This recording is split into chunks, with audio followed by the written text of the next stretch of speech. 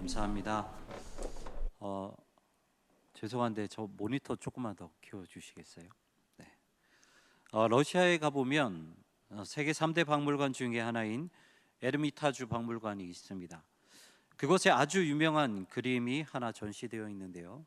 렘브란트가 오늘 본문인 돌아온 탕자의 내용을 바탕으로 그린 탕자의 귀향이라는 그림입니다. 사진 한번 보여주시겠어요? 돌아온 탕자 이 이야기에는 세 명의 주인공이 등장을 합니다. 변해버린 두 아들이 등장하고 변하지 않는 아버지가 등장합니다.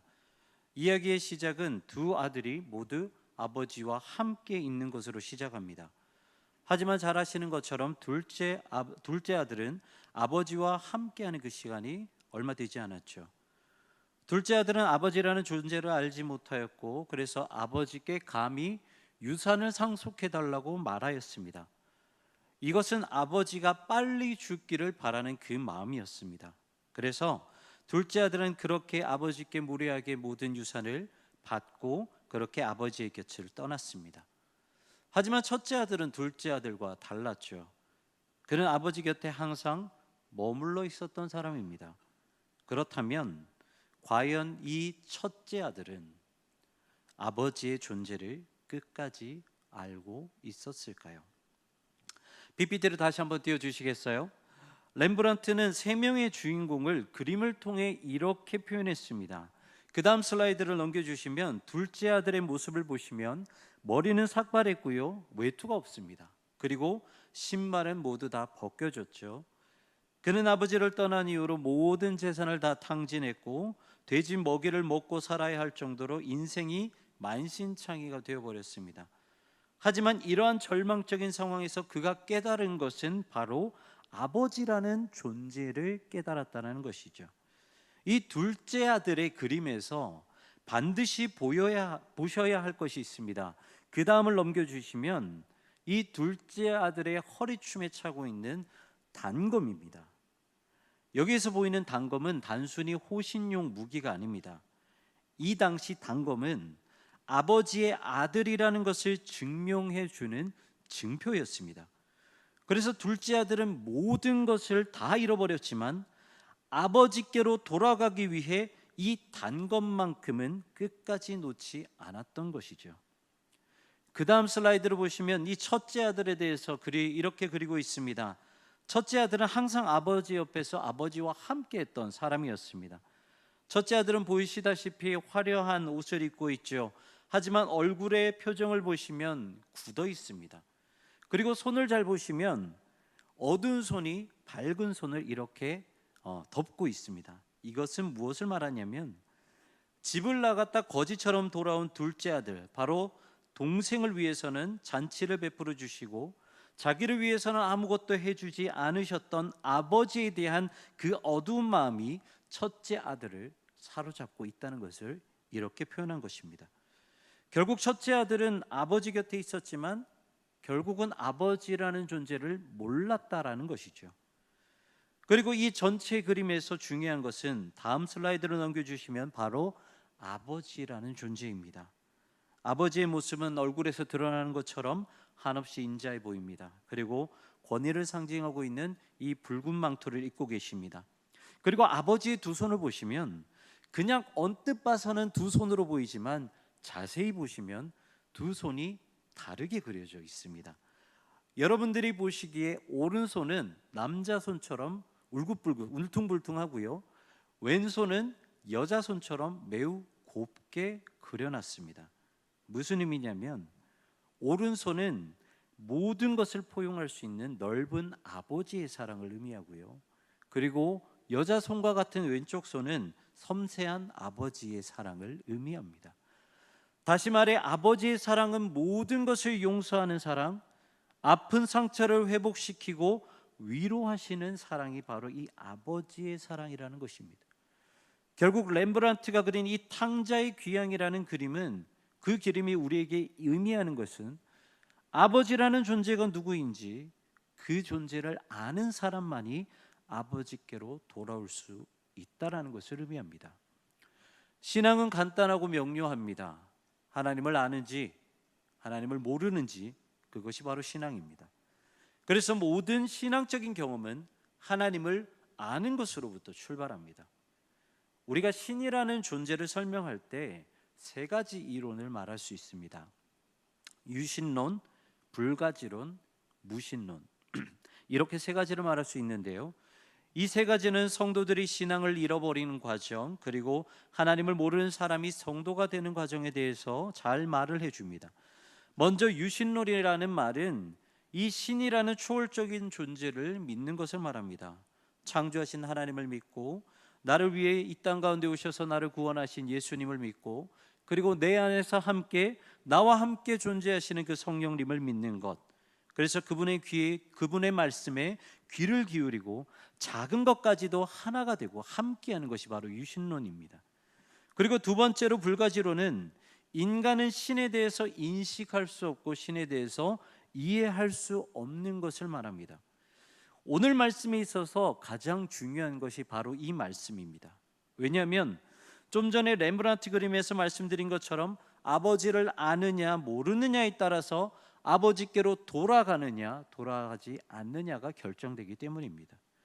이것은 우리의 직분이 무엇인지, 우리가 얼마나 주의를 잘 지키고 예배에 잘 참석하는지와 그 여부는 전혀 상관없다는 것이죠.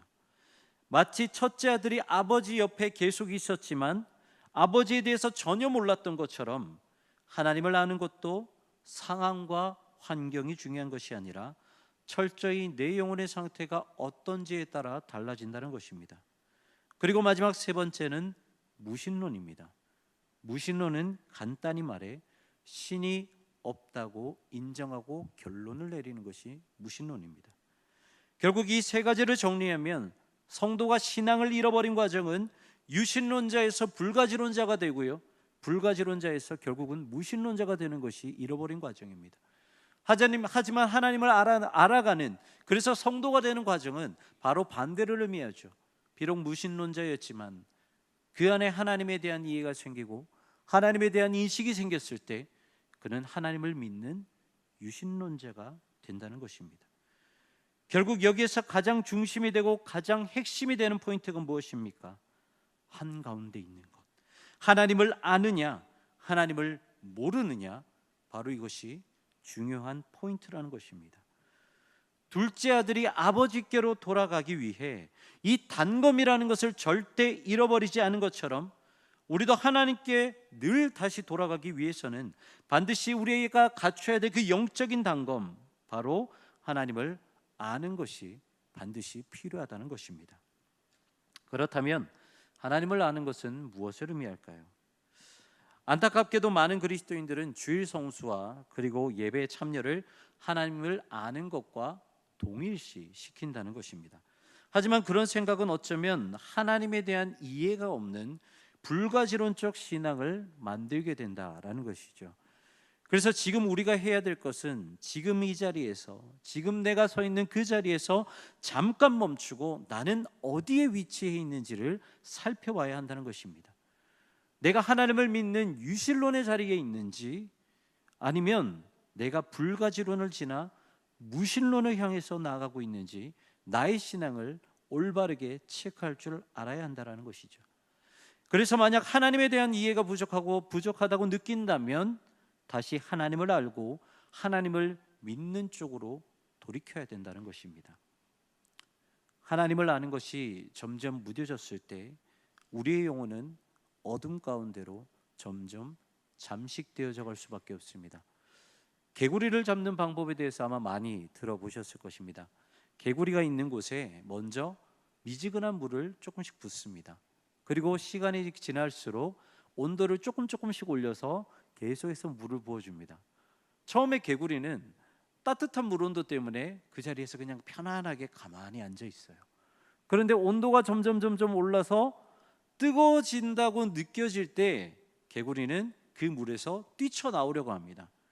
그런데 이미 그 개구리의 상태는 어떻게 됐나요? 다리가 따뜻한 물에 익어버려서 이도저도 못하는 상태가 되어버렸죠. 그렇게 개구리는 점점 죽어갑니다. 우리의 신앙도 마찬가지입니다. 신앙은 한순간에 천국과 지옥을 오가는 것이 신앙이 아니에요. 점점 잠식되어져 가는 것입니다. 그렇기 때문에 무엇보다 우리는 우리의 신앙에 대해서 솔직해질 필요가 있다는 것입니다. 탕자의 비유에서 솔직했던 사람은 둘째 아들이었습니다.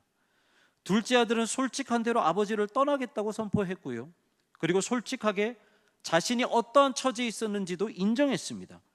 그리고 그 솔직함 때문에 아버지가 어떠한 존재인지 깨달았고요, 그리고 그 솔직함 때문에 아버지께로 돌아올 수 있었다는 것입니다. 하지만 첫째 아들은 어떻습니까? 늘 아버지 곁에 있었지만 솔직하지 못했습니다. 차라리 솔직했다면, 솔직한 마음으로 아버지께 아뢰었다면 이 지경까지는 되지는 않았을 것입니다. 하지만 첫째 아들은 결국 솔직하지 못했고 아버지에 대한 원망만 쌓이기 시작했다는 것입니다. 이것이 솔직하지 못한 신앙의 무서움입니다. 여러분들은 첫째 아들이십니까? 아니면 둘째 아들이십니까? 신앙생활에는 여러 가지가 있죠. 예배가 될 수 있고요, 찬양, 말씀, 기도, 여러 가지가 있습니다. 그 중에서 우리의 마음, 우리의 그 간절한 마음을 올려드리는 것은 기도겠죠. 우리는 기도를 통해서 우리의 간절한 마음을 올려드리고, 그리고 하나님께서 우리에게 원하시는 것이 무엇인지 기도를 통해서 하나님께 여쭤봅니다. 그렇다면 다시 한번 여쭤보겠습니다. 여러분들이 하나님께 올려드리는 그 기도가 모두 응답되었습니까? 아마 응답된 기도보다 응답되지 않았던 기도 제목들이 더 많을 것입니다. 그리고 날이 가면 날이 갈수록 새롭게 업데이트되는 그 기도 제목 때문에 날마다 응답되지 않는 그 기도 제목들이 점점 쌓여져 갈 것입니다. 그렇다면 이런 상황에서 우리의 솔직한 마음은 무엇이 되어야겠습니까? 하나님이 언젠가는 들어주시겠지, 그냥 나는 열심히 기도만 하자, 이것이 솔직한 마음이겠습니까? 아니죠. 하나님, 왜 내 기도를 들어주지 않으십니까? 이게 솔직한 마음입니다. 저는 제가 생각해도요, 저희 아내가 생각해도요, 좀 별나다고 생각을 합니다. 그래서 하나님께 상당히 많이 따지는 편입니다. 신앙생활을 곱게 하지 않고요, 막 점잖게 하지 않고 막 따지는 편입니다. 제가 하나님께 많이 따지는 것 중에서 하나가, 왜 기도를 했는데 기도에 응답하지 않으시냐, 왜 말씀에는 이렇게 기록이 되어 있는데 말씀대로 하나님 제 삶에서 그렇게 응답해 주지 않으시냐라는 그런 원망을 상당히 많이 올려드려요. 저는 매주 동안, 그리고 매년 우리 사랑하는 고등부를 담당을 하고 있으면서 이 아이들을 볼 때마다 마음이 무너진 적이 한두 번이 아닙니다. 고등부 아이들은 적어도 고등부에 올라오게 되면 3년 동안 저에게 맡겨진 양입니다. 그래서 싫든 좋든 이 아이들을 영적으로 책임져야 되고요, 하나님께로 벗어나지 않도록 인도해야 합니다. 그것이 제 책임입니다. 하지만 그것이 말처럼 쉽지는 않습니다. 열심히 신앙생활을 하다가 고등부에 올라와서 하나님에 대한 의문이 생기고, 그래서 하나님이 계시는지 모르겠다고 교회를 떠나버린 아이들이 생기기 시작합니다. 그리고 예배를 드릴 때 고등학교 그 신앙생활 가운데서 그만큼 권면을 하고 그렇게 기도를 해도 대학에 들어가자마자 교회를 떠나는 아이들도 생깁니다. 제가 청소년 사역을 10년 넘게 했는데 이런 아이들을 한두 명 경험하겠습니까? 하지만 그 언제가 되었든 간에 이런 일들을 경험할 때마다 제 마음이 무너집니다. 그리고 하나님을 원망합니다. 하나님, 제가 큰 것을 기대했습니까? 모든 기도 제목을 응답해 달라고 했습니까? 큰 것을 기대한 것도 아니고 모든 기도 제목을 다 응답해 달라는 것은 아닙니다. 그런데 저에게 왜 이러십니까? 조금이라도 응답해 주신다면 그래도 숨통이 트일 텐데, 그렇다면 그나마 버틸 수 있을 텐데 왜 그것조차도 안 해주시는 것입니까? 적어도 제 기도 제목은 아니어도 우리 아이들의 기도 제목은 들어주셔야 되는 것이 아닙니까? 날마다 이렇게 따집니다. 그런데요, 저는 아무런 근거 없이 그냥 하나님께만 무턱대고 따지지는 않아요. 제가 이렇게 따지는 것은 다 이유가 있어서입니다. 마태복음 6장에 보면은 주기도문이 기록이 되어 있습니다. 그리고 그 주기도문 중에 10절의 말씀, 마태복음 6장 10절의 말씀을 보면 이렇게 기록이 되어 있습니다. 하나님의 나라가 임하시오며 그 뜻이 하늘에서 이루어진 것 같이 땅에서도 이루어지이다. 여기서 말하는 아버지의 나라와 아버지의 뜻은 하나님의 통치와 하나님의 권세를 의미합니다. 그리고 그 기도가 지금 내가 살아가는 이 세상에서 이루어지게 해 주시옵소서라고 기도하는 것이 바로 주기도문입니다. 그런데 이 기도를 누가 가르쳐 주셨습니까? 제가 만든 겁니까? 아니면 신앙의 선배들이 만드신 것입니까? 아닙니다. 예수님이 우리들에게 직접 가르쳐 주신 기도예요. 그런데 저와 여러분이 살아가고 있는 이 현실에서 하나님의 통치가 이루어지고 있습니까? 제가 이 말씀을 드리는 이유는 하나님께 막무가내로 따지라는 말씀이 아닙니다. 제가 이 말씀을 여러분들께 드린 이유는 적어도 하나님 앞에서 솔직해야 현실과 맞지 않는 문제를 가지고 하나님 앞에 나아갈 수 있고, 그러한 발버둥이 있어야지만이 내 인생에 관여하시는 하나님의 모습을 발견할 수 있다는 것입니다. 사랑하는 성도 여러분, 내가 듣고 배운 하나님의 말씀이 적어도 내 삶에 드러나야 하지 않습니까? 말씀과 현실이 맞지 않고 괴리가 생긴다면 어떻게 신앙생활을 할 수 있고 어떻게 하나님을 신뢰할 수 있겠습니까? 건강한 신앙생활은 우리 안에 이러한 질문들이 끊임없이 일어나야 하는 것입니다. 성경에는 이렇게 기록되어 있는데 왜 나에게는 이루어지지 않는지, 왜 하나님은 내가 기도하는데 왜 응답해 주지 않으시는지, 신앙과 현실은 왜 괴리감이 생기는지, 복음이 진짜 나에게 정말 복된 소식인지, 이런 질문들을 끊임없이 던지셔야 됩니다. 그래야 현실 안에서도 하나님의 뜻을 이해할 수 있는 건강한 신앙생활을 할 수 있기 때문입니다. 우리가 살아가는 신앙생활을 하기 위해서는 반드시 우리가 알아야 될 것이 있습니다. 그것은 하나님을 알아가야 되는 것인데, 그 하나님을 알기 위해 우리에게 가장 좋은 방법은 하나님께서 우리에게 주신 성경이라는 것을 아는 것입니다. 그래서 이 시간에는 우리가 하나님을 바르게 알기 위해 어떻게 성경을 봐야 하는지 조금 나눠보려고 합니다. 첫 번째는요, 성경은 절대로 문자 그대로 해석해서는 안 됩니다. 이 성경을 문자 그대로 해석하는 것을 우리는 근본주의적 해석이라고 하는데, 이런 해석은 말씀 안에 감춰진 하나님의 말씀을, 하나님의 마음을 읽지 못하기 때문에 매우 위험한 방법입니다. 사람의 성향은 다양하기 때문에 어떤 분은 보수적인 성향을 가질 수도 있고요, 그리고 어떤 분들은 개방적인 그런 신앙을 가질 수도 있습니다. 그런데 사실 무엇이 되었든지 간에 이 성경의 본질에서 크게 벗어나지만 않는다면 큰 문제가 되지는 않습니다. 오히려 서로 다른 모습을 가지고 있기 때문에 더 풍성한 묵상을 할 수 있어서 긍정적인 모습으로 우리에게 다가올 수도 있습니다. 하지만 근본주의는 다릅니다. 근본주의 성경 읽기는 성경이 쓰여진 시기, 배경, 문화 이런 것들을 전혀 고려하지 않고 성경에 쓰여진 글자 그대로를 읽는 것입니다. 그래서 이렇게 성경을 알게 되면 성경 안에 있는 하나님의 마음은 절대로 발견할 수 없습니다. 그리고 성경 안에 기록된 그 모습만을 가지고 다른 사람을 정죄하고 비판하게 된다는 것입니다. 두 번째는요, 성경을 하나님에 대해서 알 수 있는 정답지라 생각해서는 안 된다는 것입니다. 성경 안에는 하나님의 모든 것이 기록되어 있지 않습니다. 성경은 신구약 66권, 그리고 1189장, 31,171구절로 이루어져 있습니다. 그런데 이 작은 책 가운데 어떻게 광대하고 무한하신 하나님을 이 작은 곳에 다 담을 수 있겠습니까? 사도 요한은 요한복음 21장 25절에 이렇게 말씀하고 계십니다. 예수께서 행하신 일이 이 외에도 많으니 만일 낱낱이 기록된다면 이 세상이라도 이 기록된 책을 두기에 부족할 줄 아노라. 그리고 이사야 선지자는 이사야서 55장 8절에 이렇게 말하고 있습니다. 이는 내 생각이 너의 생각과 다르며 내 길은 너의 길과 다름이니라. 여호와의 말씀이니라. 사도 요한은 예수님이 이 땅에 행하신 행적도 성경에 다 담을 수 없다고 말하였습니다.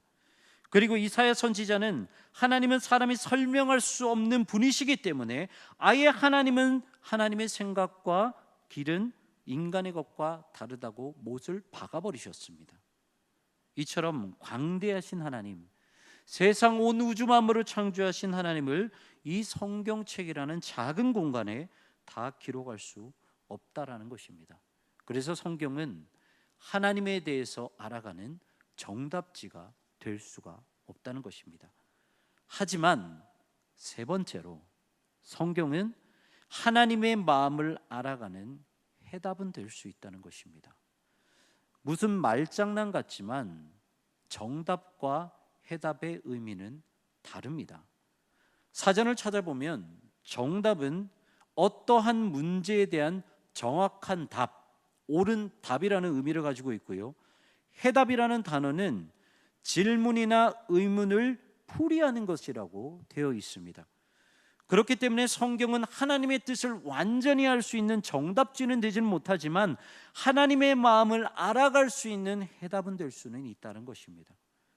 하나님은 성경 안에 당신의 마음과 생각을 숨겨 놓으셨습니다.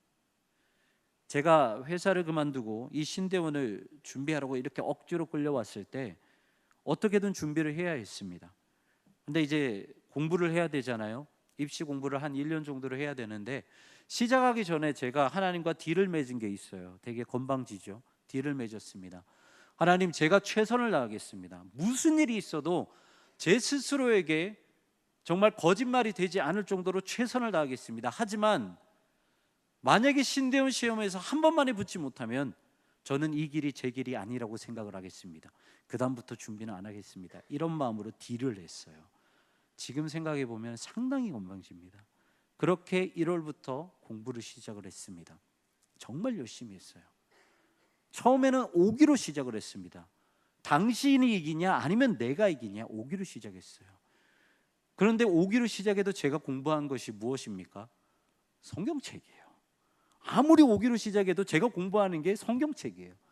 한 번, 두 번, 세 번 성경을 읽기 시작하니까요, 돌같이 굳어있던 제 마음을 완전히 녹여버리시더라고요. 계속해서 성경을 공부하는데 처음에는 오기로 시작을 했지만 나중에는 저 도서관 한켠 저 구석에서 얼마나 많이 울면서 하나님의 말씀을 공부했는지 모릅니다. 정말 많이 울었어요. 그러면서 제 고백은 바뀌었습니다. 처음에는 오기로 시작했지만 하나님의 말씀이 저의 마음을 녹이시고 난 후에 제 고백은, 하나님, 몇 번을 떨어뜨리시더라도 저는 이 길을 가겠습니다 라는 고백으로 바뀌었습니다. 여러분, 성경이라는 것이 이렇습니다. 우리의 완악한 마음을 녹여버리고 우리가 잘못된 현실 가운데 걸어간다 할지라도 우리가 그 현실로 걸어가는 우리의 마음을 다시 한번 끄집어내어서 하나님의 올바른 길로 가게 하는 그 안내서와 같은 것이 바로 성경이라는 것입니다. 그렇기 때문에 네 번째는 성경을 열심히 공부하시되 반드시 스스로 공부하십시오. 물론 교회 안에서 설교를 듣고 성경 공부를 하는 것도 중요합니다. 왜냐하면 우리가 공부하는 것에 있어서는 어느 정도 한계가 있기 때문이죠. 하지만 그렇다고 해서 그것으로 그쳐서는 절대로 안 됩니다. 공부는 자기 스스로 노력해서 공부해야 자기 것이 되는 것입니다. 성경도 마찬가지입니다. 목사님들, 전도사님들을 통해 들은 것들은 금방 잊어버립니다. 하지만 스스로 연구하고 공부한다면 그것은 잘 잊혀지지 않기 마련이죠. 생각해 보십시오. 나 스스로 노력하지 않고 설교를 듣고 목사님이 해주시는 성경 공부를 듣는 것으로 그친다면 우리가 살아가는 현실에서 그 말씀이 기억이 날까요? 그래서 성경을 스스로 공부하고 그 하나님, 그 현실 가운데서 하나님의 마음을 발견할 줄 알아야 하는 것입니다. 사랑하는 성도 여러분, 모든 것을 줄 것 같은 냉혹한 현실은 둘째 아들의 모든 것을 빼앗았습니다. 우리가 살아가는 현실도 마찬가지입니다. 모든 것을 줄 것 같지만 하나님을 가려버리고 우리의 신앙을 흔들어 버릴 것입니다. 하지만 현실은 안타깝지만 그래도 우리가 살아가야 할 곳입니다. 그래서 우리는 현실에서도 이겨낼 수 있는 그 믿음과 신앙생활을 할 줄 알아야 하는 것입니다. 그 방법이 무엇입니까? 바로 둘째 아들처럼 단검을 가지고 있는 것입니다. 단검은 둘째 아들이 아버지께로 돌아갈 수 있었던 유일한 방법이었고, 아버지의 아들이라는 것을 증명해 줄 수 있는 유일한 증거였습니다. 우리에게 그 단검은 바로 하나님의 말씀, 하나님을 아는 것입니다.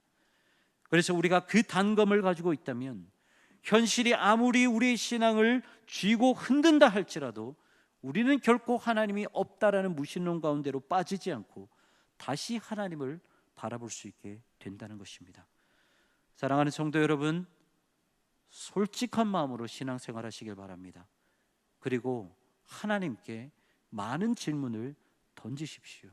필요하다면 따지시고 필요하다면 원망하십시오. 그러면서 여러분들이 살아가는 현실 가운데서 이 예배 장소가 아니라, 이 교회가 아니라 여러분들이 살아가는 현실 가운데서 하나님을 찾기 위해 발버둥 치십시오.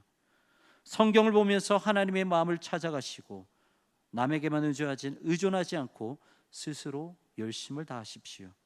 그렇다면 여러분 안에 하나님을 아는 지식으로 가득 채워지게 될 것이고, 현실과 괴리된 신앙생활을 하는 것이 아니라 현실을 이겨내는 신앙생활을 하게 되실 것입니다. 바라는 것은 우리 사랑하는 모든 성도님들이 하나님을 아는 지식으로 하나님께로만 향하는 그 신앙생활 하시기를 주님의 이름으로 축원합니다. 기도하시겠습니다. 사랑과 은혜가 풍성하신 주님, 우리가 가지고 있는 굳어있는 마음, 굳어있는 신앙, 굳어있는 그 모든 것들을 깨워주시옵소서. 다른 사람을 이해하기 위해, 그래서 하나된 교회 공동체를 위해 어려움과 희생이 필요하다면, 그래서 우리의 마음을 바꿔야 된다면 하나님 아버지 앞에 우리의 솔직함을 드러내게 하여 주시옵시고, 무엇보다 오늘 말씀처럼 우리가 그 둘째 아들이 아버지께로 가기 위해서 반드시 있어야 할 그 단검, 우리가 하나님을 아는 것이 우리에게로 절대로 떠나지 않도록 주님, 우리의 마음과 우리의 영혼을 붙잡아 주시옵소서. 그래서 주님, 우리가 현실 가운데 괴리가 있는 그 신앙생활을 하는 것이 아니라 그 말씀을 절대로 놓지 않게 하여 주셔서 현실 가운데서도 하나님을 발견하고 현실을 이겨내는 신앙생활하는 우리 모두가 될 수 있도록 주님 인도하여 주시옵소서. 감사드리며 예수 그리스도의 이름으로 기도하옵나이다. 아멘.